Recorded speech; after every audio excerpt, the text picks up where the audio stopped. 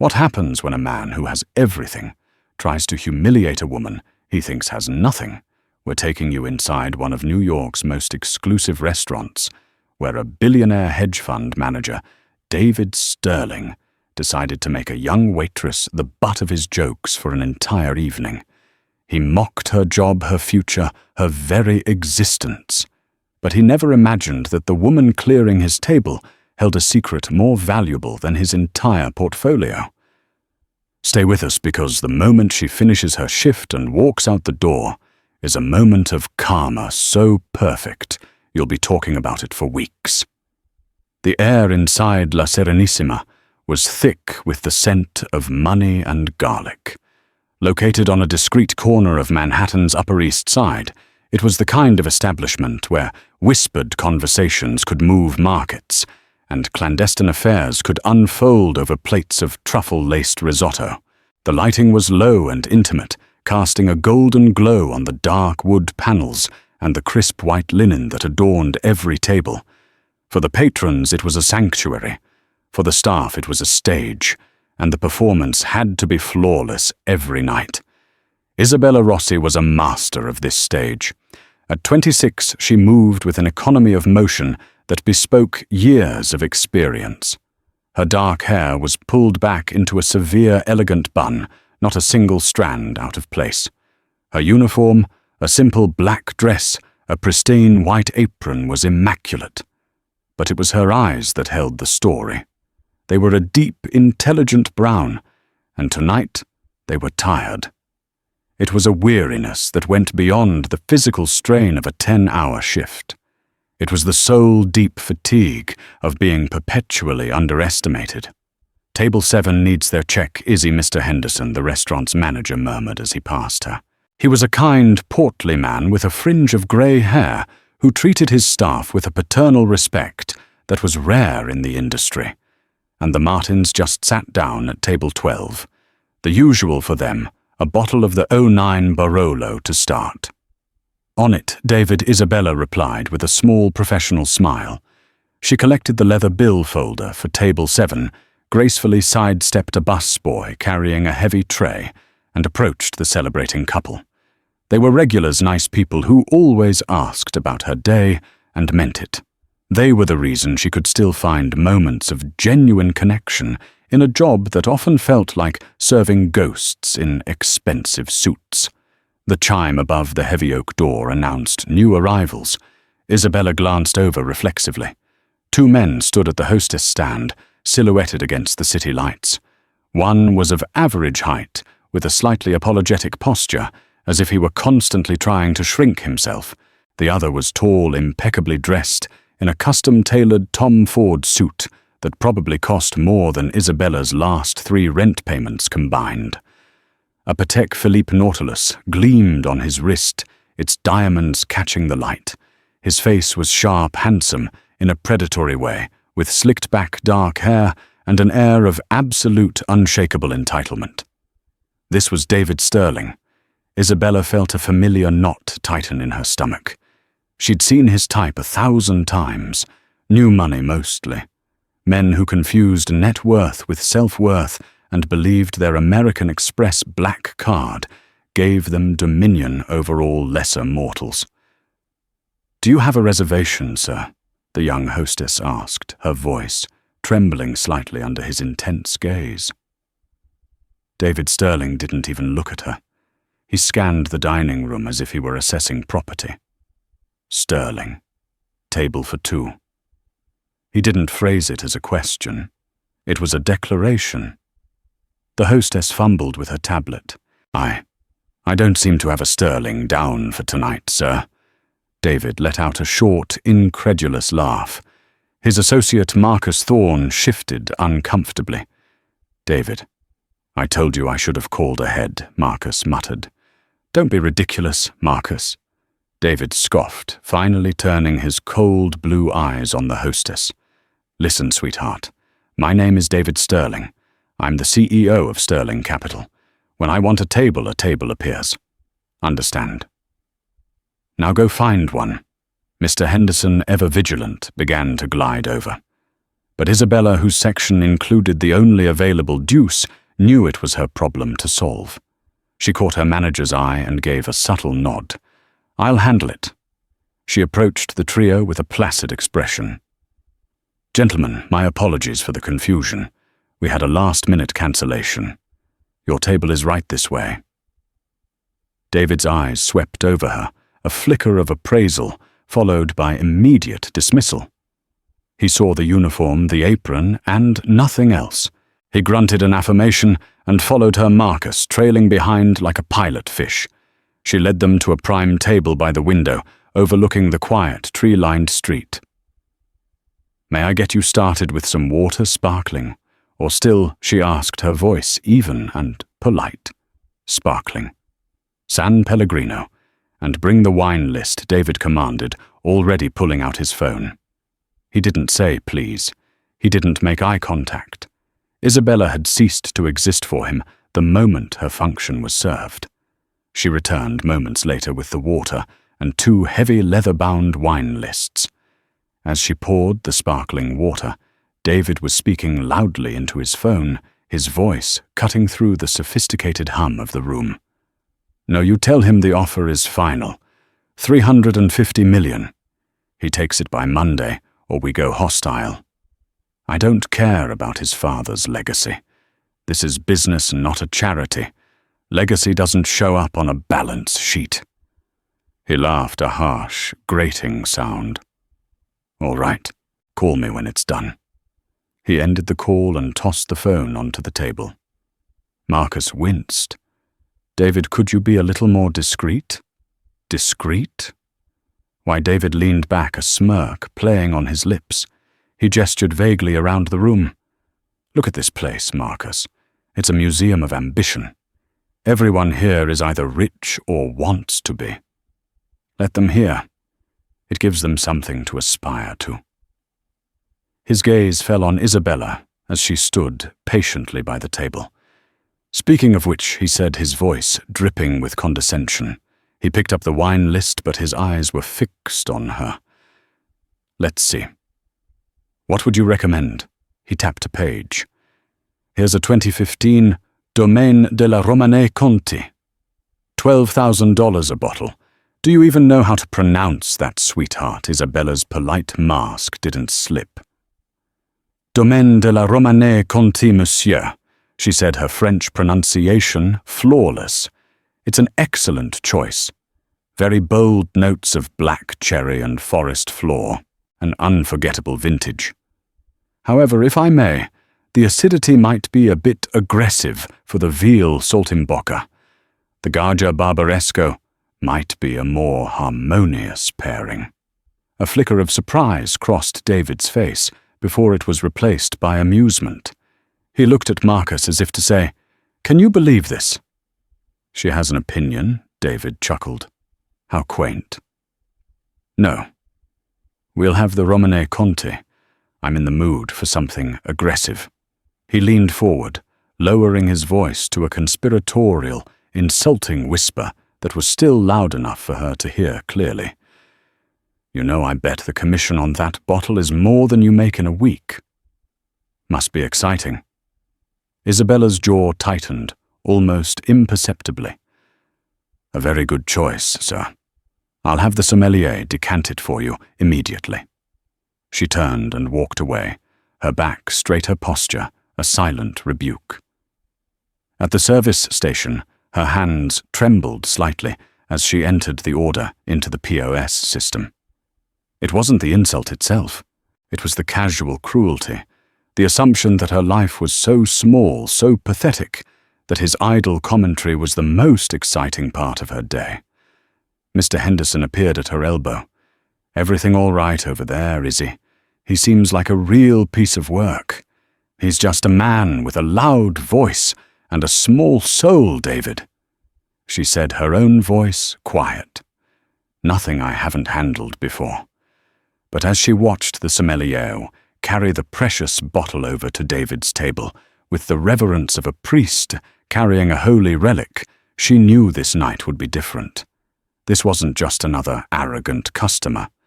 David Sterling represented something more.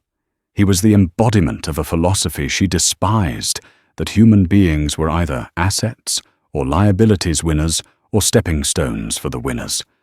And tonight, she was the stepping stone. The dinner service devolved into a masterclass in psychological torment. David seemed to have made it his personal mission to belittle Isabella in every way imaginable. He would let his water glass sit empty, watching her from the corner of his eye, until she noticed, then sigh dramatically, as if her momentary lapse was a grave personal offense. When she presented the wine for him to sample, he made a grand show of sniffing, swirling, and tasting it, before looking at her and saying, "It'll do. You can't possibly appreciate the difference anyway." Marcus, to his credit, looked increasingly mortified. "David, for God's sake, leave the poor woman alone. We're here to discuss the Atherton deal." "We are discussing it," David retorted, taking a large gulp of the obscenely expensive wine. He gestured towards Isabella, who was clearing plates from a nearby table. "She is a perfect illustration of my point. Look at her. She works hard, she's efficient, she's probably a good person, in a boring, unimportant way. But what's her ceiling, manager of this place, if she's lucky? Making what, 80 grand a year? 100. I made that much in the time it took for our appetizers to arrive." He leaned in his voice, a low thrum of arrogance. "The world is divided into two types of people, Marcus. People like me who build empires, who move capital, who change the skyline, and people like her who serve us. It's the natural order of things. It isn't cruel, it's just reality. We are the architects, they are the scaffolding. Necessary but ultimately disposable." Isabella, standing just out of his direct line of sight, but within earshot, felt a cold fury rise within her. Scaffolding. The word echoed in her mind. Disposable. She thought of her father, his hands calloused from kneading dough, his face perpetually dusted with flour, rising at 4 a.m. every day for 30 years to run their family bakery. Was he just scaffolding? She forced the thoughts down, her professional training kicking in. Emotion had no place here. She approached the table. "Are you ready for your main courses, gentlemen?" David waved a dismissive hand. Yes, bring the food." He then looked her up and down, a smug grin on his face. "Tell me something," he said, his tone that of a king idly questioning a peasant. "What do you do when you're not doing this? What does a person like you dream about? A vacation to Florida? Paying off a student loan for a useless degree?" The question was so pointed, so designed to demean, that Marcus physically recoiled. "David, that's enough." Isabella met David's gaze directly for the first time that night. The placid professional mask was still there, but behind it, the fire in her eyes burned a little brighter. "I dream of a world where a person's worth isn't measured by the size of their bank account, sir," she said, her voice steady and clear. "And where kindness isn't considered a weakness." For a moment, David was taken aback by the directness of her response, but he recovered quickly, twisting her words into another weapon. "Oh, a philosopher! How wonderful! Kindness." He scoffed.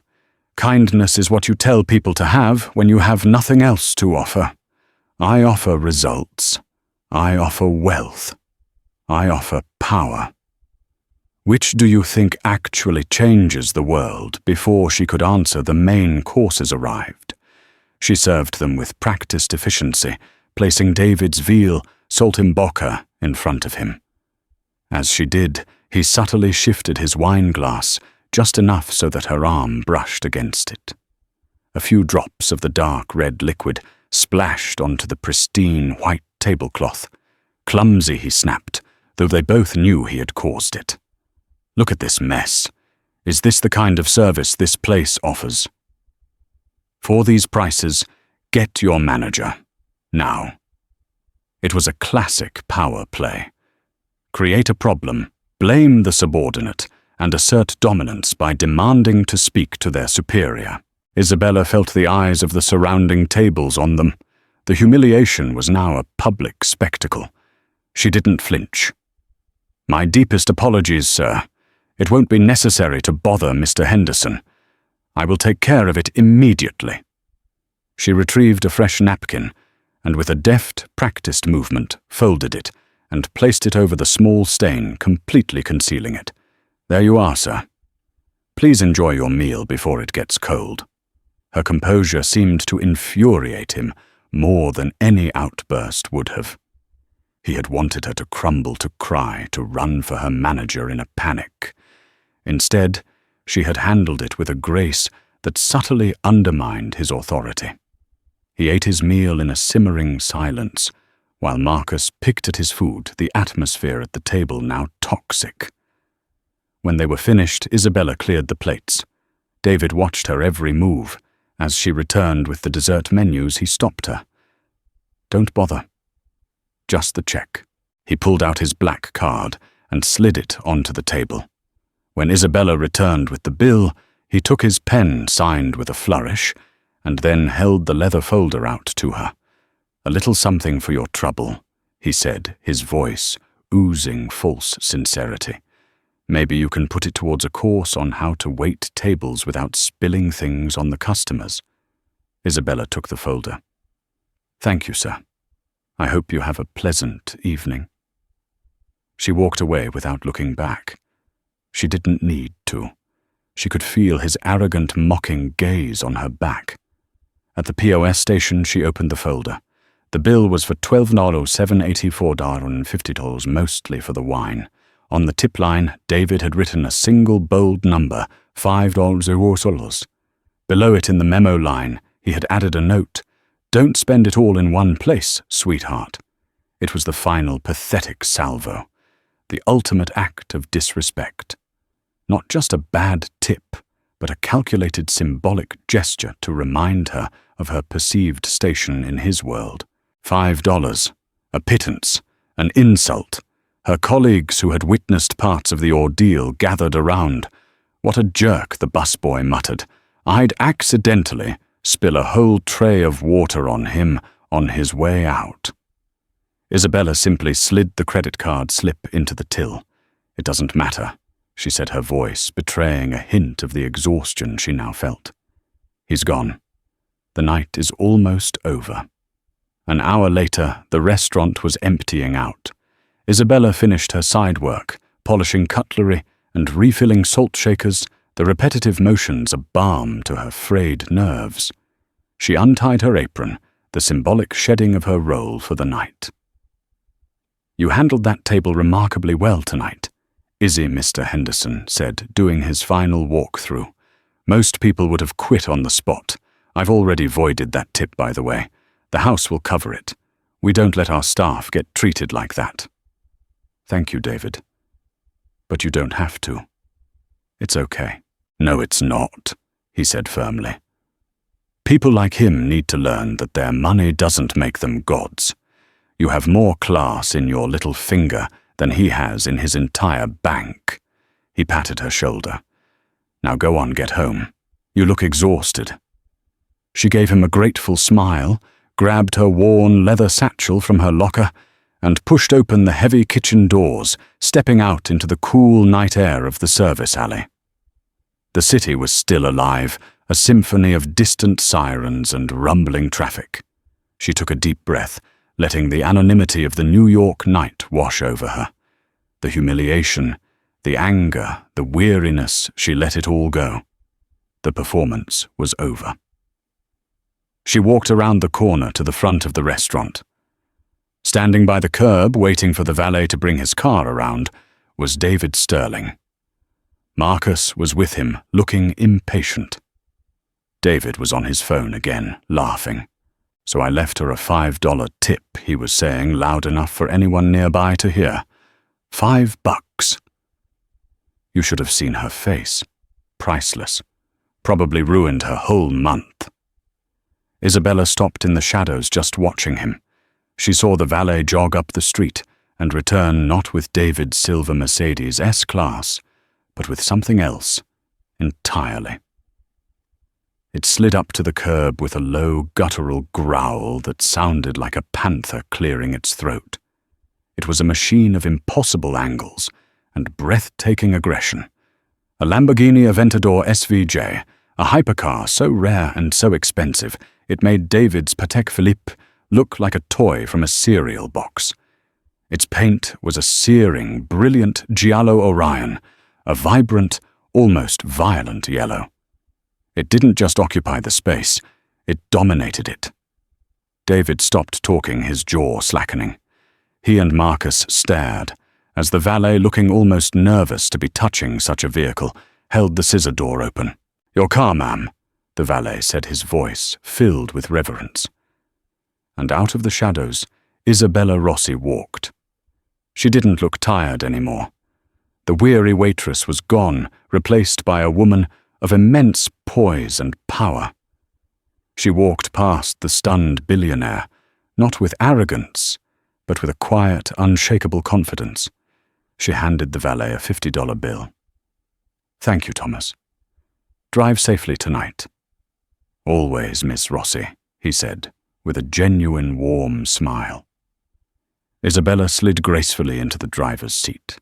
The bespoke leather interior, a mirror of the exterior's yellow and black, enveloped her.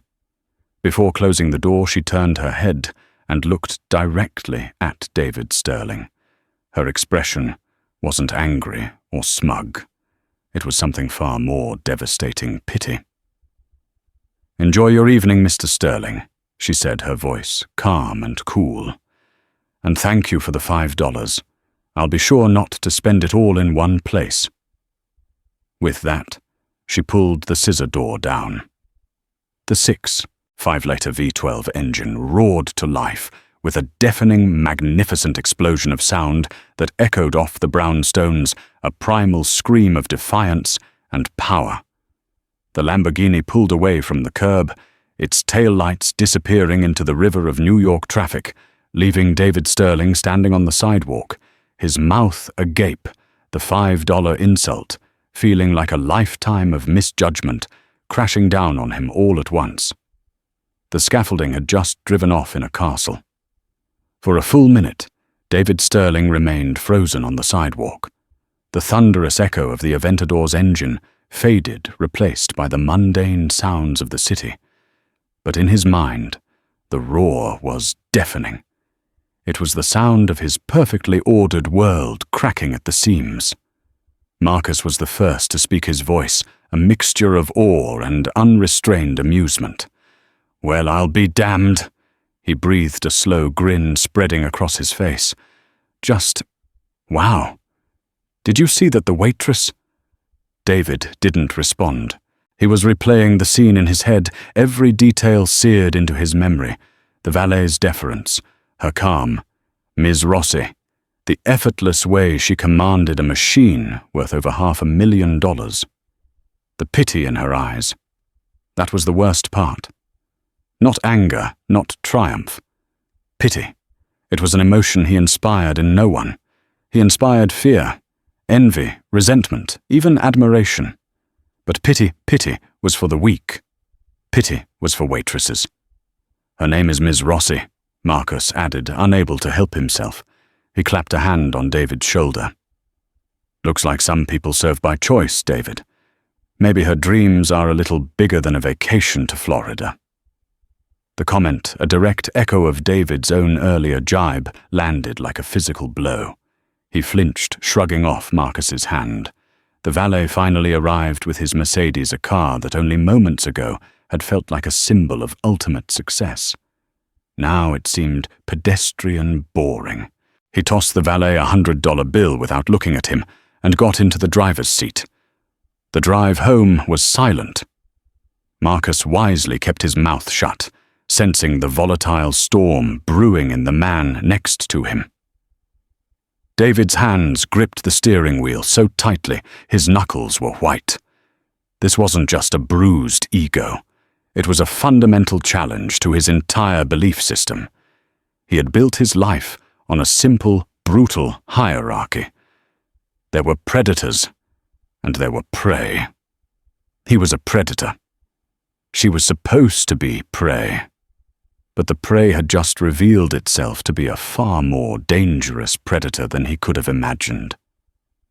Who was she? The question consumed him. It was more than a question. It was an obsession. Back in his sterile, cavernous penthouse overlooking Central Park, a palace of glass and steel that suddenly felt cold and empty, he didn't sleep. He paced. At 4:00 a.m., he couldn't take it anymore. He stormed into his home office and called the head of his firm's research department, a man named Peterson, waking him from a dead sleep. Peterson. "I need a name," David barked into the phone. "Isabella Rossi. Rossi. She works as a waitress at La Serenissima on the Upper East Side." "But that's a front. She drives a yellow Lamborghini Aventador SVJ. I want to know everything. Who she is, where her money comes from, who her family is, what she ate for breakfast. Everything. Use all of Sterling Capital's resources. I want a full dossier on my desk by noon. This is your only priority." Yes, Mr. Sterling." "Of course," Peterson stammered, scrambling for a pen. "A waitress with an SVJ. Don't ask questions, just get it done." David snapped and hung up. He spent the next few hours staring out at the waking city, the fury inside him, slowly crystallizing into a cold, analytical resolve. He wasn't just going to find out who she was. He was going to find a weakness. He was going to reassert the natural order. By 11:30 a.m., a secure encrypted file landed in his inbox. Title Preliminary Report, Isabella Rossi. He opened it, his heart pounding with a mixture of dread and anticipation. The initial findings were frustratingly thin. Name, Isabella Maria Rossi. Age 26. Address, a modest rented apartment in Greenwich Village. This made no sense. Why rent a normal apartment if you own a hypercar? Employment history waitress at La Serenissima. Part-time, 2 shifts, week. Previously worked at several other high-end New York restaurants. Education, New York University, Stern School of Business. BS in Business MBA, with a specialization in finance and management. Graduated summa cum laude. This was the first real shock. She wasn't an uneducated server. She had an MBA from one of the best business schools in the country. Financials standard credit score. No outstanding debts, other than a single student loan which was paid off in full 6 months ago, with a lump sum payment of $150,000. No significant assets listed under her name. The Lamborghini was registered to a corporation IR Holdings, LLC. IR Holdings, LLC, that was the key. "Peterson, I need a deep dive on IR Holdings," David commanded over his intercom. "Who are the principals? What are their assets? I want a full corporate breakdown." Now, the second report came 2 hours later, and this was where the ground began to fall away beneath David's feet. IR Holdings was a private equity firm, a small boutique one, but incredibly successful. It was also intensely private. Its strategy was unorthodox. It didn't engage in hostile takeovers. It didn't strip companies for parts. It specialized in the hospitality and artisan food sectors. It would identify beloved historic or high-potential restaurants, bakeries and cafes that were struggling with debt or facing buyouts from larger, soulless corporations. IR Holdings would then acquire a majority stake, clear the debt, reinvest in the infrastructure, and empower the original owners or managers to run the business, taking only a percentage of the renewed profits. They didn't buy businesses, they saved them. The portfolio was a list of New York's most cherished culinary institutions: a century-old Jewish deli on the Lower East Side, a family-run pizzeria in Brooklyn that had been facing foreclosure, a collection of artisan coffee shops. and at the very bottom of the asset list, La Serenissima. David felt the air leave his lungs. She wasn't just a waitress there. She owned the place, or at least her company did. She wasn't playing a role. She was conducting quality control. She wasn't scaffolding. She was the damn architect. The report continued. The founder and sole principal of IR Holdings LLC was listed as Isabella Rossi. The firm had been founded 2 years ago. Its initial seed funding, a staggering $25 million, had come from a single angel investor, a legendary semi-retired venture capitalist named Arthur Chen. David knew the name. Everyone in finance knew Arthur Chen. He was a kingmaker, a quiet genius, known for spotting talent and betting on people, not just ideas. He had a reputation for integrity that was almost mythical on Wall Street. If Arthur Chen had backed this woman, she wasn't just rich, she was brilliant. The report had one final devastating section. It was a background check on Isabella's family. Her parents, Marco and Sofia Rossi, had been immigrants. They had owned and operated a small but beloved bakery in Soho for 30 years, called Rossi's Dolce Vita. It was famous for its cannoli. They had worked tirelessly, building a life and a community around their small shop. 10 years ago, the building that housed their bakery was bought by a large, aggressive real estate development firm, Vulture Properties, Inc. Vulture immediately tripled the rent, forcing out all the small legacy tenants to make way for a luxury glass and steel condominium. The Rossis fought, but they were bled dry by legal fees.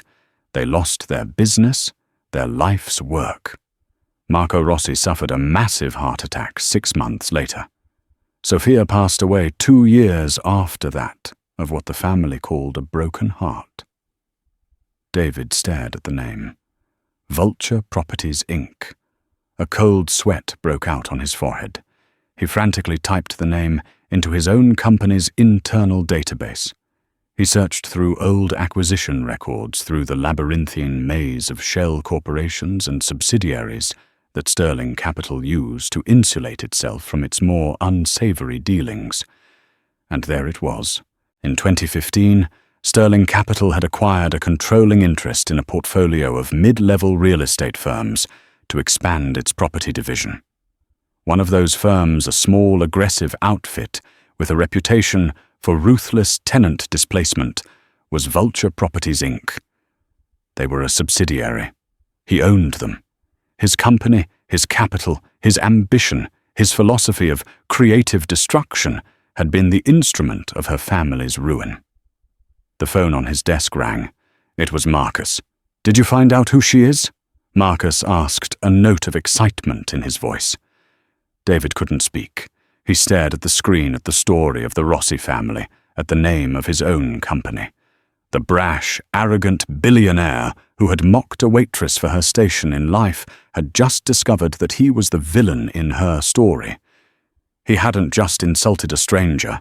He had unknowingly sat across from the living consequence of his own rapacious greed, a ghost of his past he never even knew he had created, and he had spent an entire evening trying to break her spirit.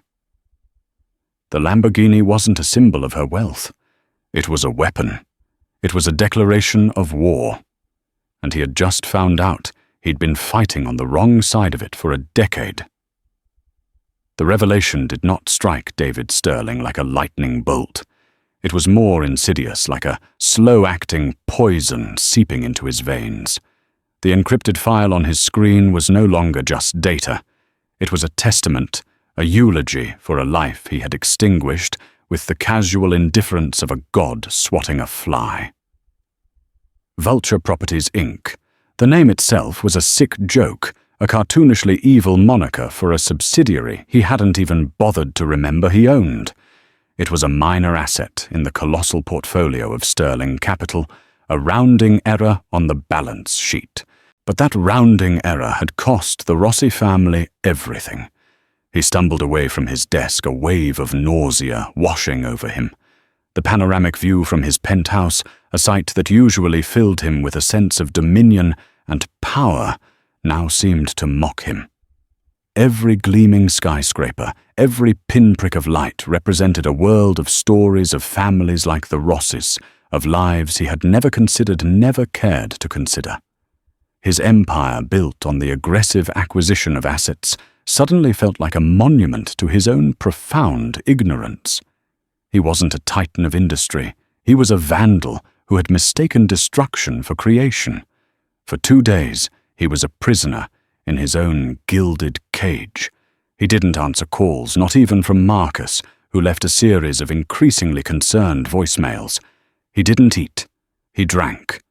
First it was the expensive scotch he usually savoured, but the taste turned to ash in his mouth. He switched to vodka, seeking oblivion, but sleep wouldn't come. Every time he closed his eyes, he saw the smiling faces of Marco and Sofia Rossi from the low-resolution photos in the file. He saw them covered in flour, their arms around each other, in front of a humble storefront. Rossi's Dolce Vita. The sweet life. He had turned it bitter. His philosophy, the brutal binary of winners and losers that had guided his every action, now offered him no comfort. He had told Marcus that some people were architects, and others were scaffolding. He had always seen himself as the architect. But what if the architect designed a building that was fundamentally rotten? What if the foundation was built on the rubble of good people's lives? The shame was a physical presence, a heavy cloak he couldn't shrug off. It was in the cold leather of his chairs, the sterile gleam of his marble floors, the suffocating silence of his empty home. He had spent his life accumulating things, wealth power companies, and now in the face of this one simple human truth, they were all worthless. On the 3rd morning, watching a grey dawn break over Central Park, he knew he couldn't live with the silence. An apology felt like trying to patch a bullet wound with a band-aid, but it was the only thing he could think of. The thought of facing her, of willingly submitting to her judgment, terrified him more than any market crash or hostile takeover ever could. It required a currency he rarely dealt in vulnerability. With a trembling hand, he found the number his researchers had unearthed, not the main line for IR Holdings, but a private line for her executive assistant, Amelia Vance. Swallowing the lump of pride in his throat, he dialed. Amelia Vance, speaking. How may I help you? The voice was exactly as he'd imagined, sharp, efficient, and utterly professional. My name is David Sterling, he said. The sound of his own name felt foreign, belonging to a man he no longer recognized. I need to arrange a meeting with Miss Rossi. It is a matter of the utmost personal importance. He could practically feel the temperature on the line drop by 20 degrees. There was a beat of stunned silence. Then, Mr. Sterling, I see. Ms. Rossi has a very full schedule. May I tell her the subject of this meeting? The politeness was a thin veneer over a layer of protective ice. This woman was a gatekeeper, and he was the enemy at the gate. David's throat was dry. This was the moment of truth. Tell her, he said, his voice barely a whisper. It's about Vulture Properties, and a bakery in Soho called Rossi's Dolce Vita. The silence that followed was longer this time, charged with a gravity that made his heart pound against his ribs. He had just confessed his identity as her family's destroyer. He had laid his weapon on the table. I understand, Amelia Vance said, finally, her voice stripped of all warmth. I will pass along the message. The line went dead. He didn't expect a reply. He deserved to be ignored, to be left to rot in the sterile penthouse he had built. He paced the floor, a caged animal, waiting for a judgment he knew he deserved. 20 minutes later, his phone buzzed. It was not a call, but a stark, brief email. Mr. Sterling, Ms. Rossi will meet you. Tonight. 11:30 p.m. after closing, at La Serenissima. Come to the back entrance. Do not be late. The instructions were a deliberate assertion of power. She was summoning him back to the scene of his crime, to the very stage of his hubris. But this time, he wouldn't be the king holding court. He would be the supplicant at the service entrance. That evening, as he prepared to leave, he looked at his reflection. The expensive suit, the diamond-encrusted Patek Philippe, they felt like a costume. The armor of the old David Sterling. He took off the watch, its weight feeling obscene on his wrist, and placed it in a drawer.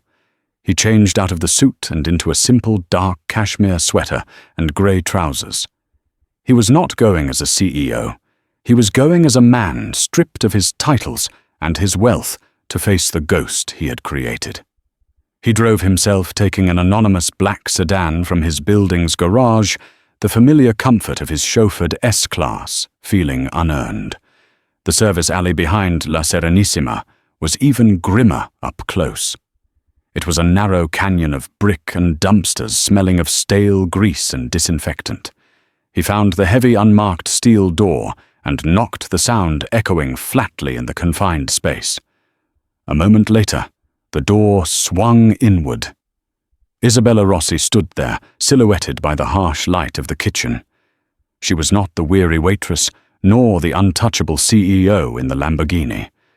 She was someone else entirely, dressed in simple, perfectly tailored black slacks and an elegant cream silk blouse, her hair falling in soft waves around her shoulders. She radiated a quiet, potent stillness. Her eyes, deep and intelligent, met his, and in their depths he saw no anger, no pity, just a profound and unsettling clarity. It was the look of a judge who had already heard all the evidence and was waiting for the plea. "Mr. Sterling," she said, her voice calm and even devoid of any discernible emotion. "You're punctual. Please come in." She led him past the dormant dishwashing station and the silent rows of cooking ranges into the heart of the kitchen. The chaotic symphony of a dinner service had been replaced by an almost monastic silence, broken only by the hum of a refrigerator and the slow drip of a faucet. The gleaming stainless steel counters reflected the cold fluorescent lights from above, creating a sterile, almost surgical atmosphere. It was a place of work, stripped of all artifice, a place of truth. She gestured to a simple steel prep table in the center of the room, where two high stools had been placed opposite each other. "Have a seat." He sat the cold metal of the stool, a stark contrast to the plush leather of his usual world. Here, under the unforgiving lights, there was nowhere to hide. He had rehearsed 100 speeches in his head, but they all evaporated in her presence. He began, his voice raspy and unfamiliar. "Ms. Rossi, Isabella, my investigators, they were very thorough. I've spent the last 2 days reading about what my company did, about vulture properties, about your parents." He looked up, forcing himself to meet her unwavering gaze. "The word sorry is a disgrace. It's an insult to what you lost. But I have no other words. I am sorry. For the loss of your family's business, for the pain it caused, for everything." Isabella remained silent, her hands resting calmly on the steel table. She didn't grant him the relief of a response. She simply waited, letting his confession hang in the air, forcing him to inhabit the full weight of it. "I didn't know," he continued, the words tumbling out now desperate and raw. "And I know how pathetic that sounds. It's not an excuse. It's a confession of a deeper failure. I should have known. It's my job to know what my capital is doing in the world. But I didn't want to. It was easier not to." He gestured vaguely at the empty kitchen around them. "I built my life, my entire identity, on this idea that I was a winner. And winning meant not caring about the cost, about the scaffolding, as I so monstrously put it. I never let myself see the faces. It was all just numbers on a page. His voice cracked.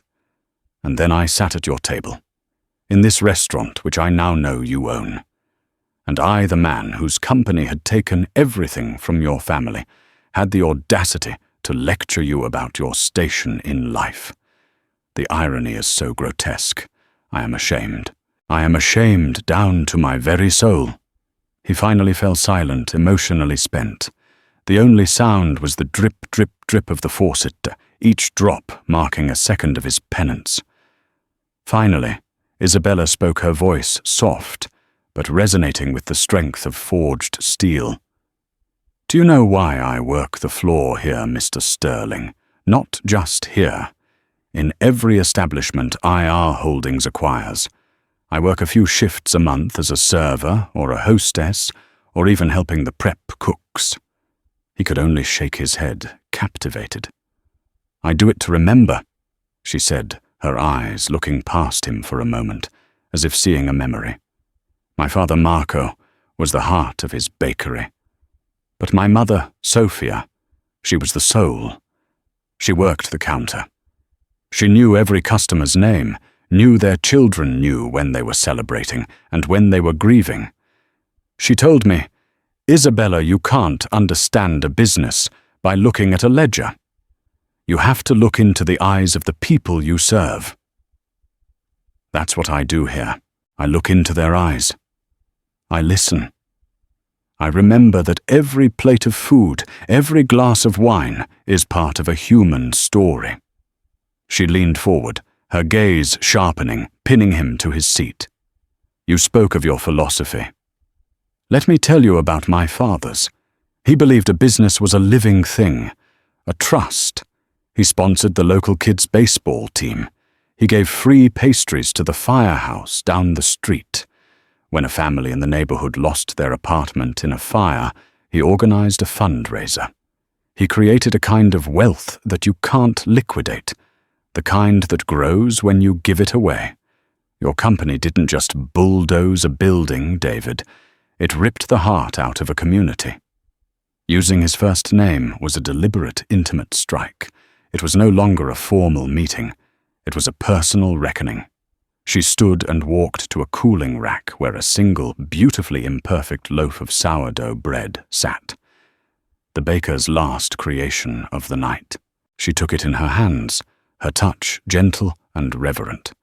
With a small knife, she cut a thick slice and held it out to him.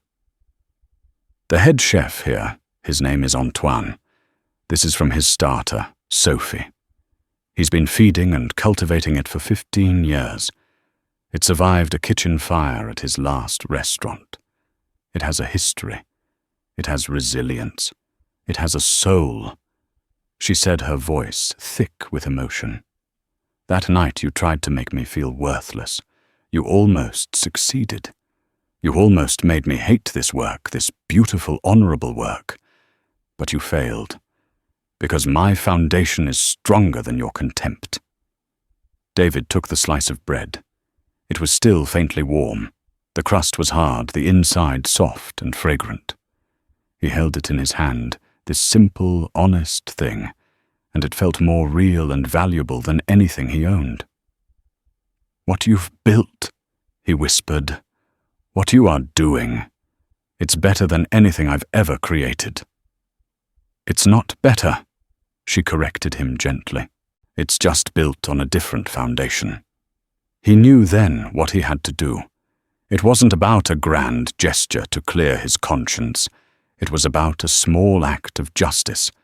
It was about rebuilding one tiny piece of the world he had so carelessly broken. The building, he said, finding a new resolve in his voice. The condominium that replaced your parents' bakery. Sterling Capital, through the subsidiary, still owns the retail space on the ground floor. The lease has been vacant for a year. The last tenant, a high-fashion boutique, went bankrupt. He took a deep, steadying breath. It's yours.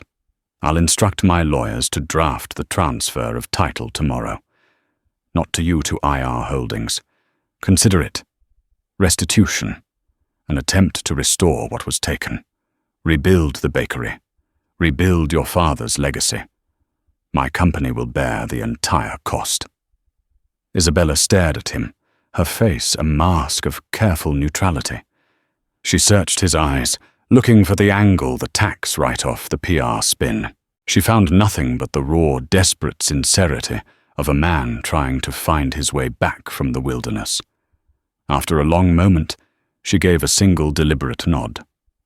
"I accept," she said, "on one condition." "Anything," he replied without hesitation. "On the day Rossi's Dolce Vita reopens," she said, her voice firm, "you will be there, and you will work the first shift. You will pour the coffee, you will hand out the cannoli, and you will do it for free. I want you to look into the eyes of the people of that neighborhood.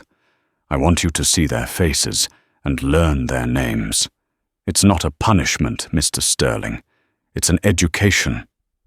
A sad, wry smile touched David's lips for the first time in days. "I would be honored," he said. "Truly." He stood to leave the interview, the reckoning seemingly at its end. As he reached the steel door, he turned back one last time. "The car," he said. "The Lamborghini. I have to ask. It's an incredible machine. But it seems unlike you." For the first time that night, a genuine, unguarded smile graced Isabella's face, and it transformed her. "My father loved cars," she said, a wistful note in her voice. He was a simple man, but he had that one indulgence. In his tiny, cramped office, amidst the invoices and flour dust, he had a poster of a yellow Lamborghini Countach taped to the wall. He'd point to it and tell me, "Bella, that's my someday car." Someday never came for him. She looked away towards the silent dining room, but her thoughts were clearly somewhere else, long ago. I bought the Aventador, the day IR Holdings cleared its first $1 billion valuation. It's not for me. It's for him. Every time I get in that car, it's not about showing off my wealth. It's a reminder that a baker's daughter can sit at any table she wants, that someday can be real. It's a promise I made to him to never ever forget where I came from. David nodded slowly, the final piece of the puzzle falling into place with heartbreaking clarity. The car wasn't a symbol of her power over him. It was a tribute to the man whose legacy he had almost erased.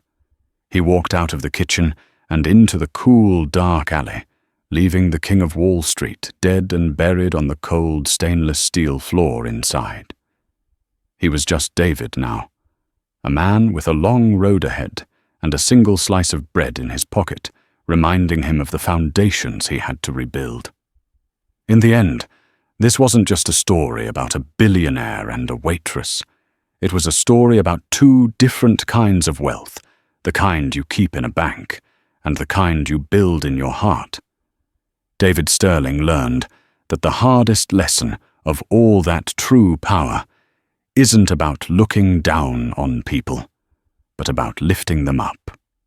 Isabella Rossi proved that the greatest empires aren't built on stock prices, but on soul. She didn't just get her revenge. She got something far more valuable: restoration. What do you think was David's apology enough? Can a person who has done so much wrong truly change? Let us know your thoughts in the comments below.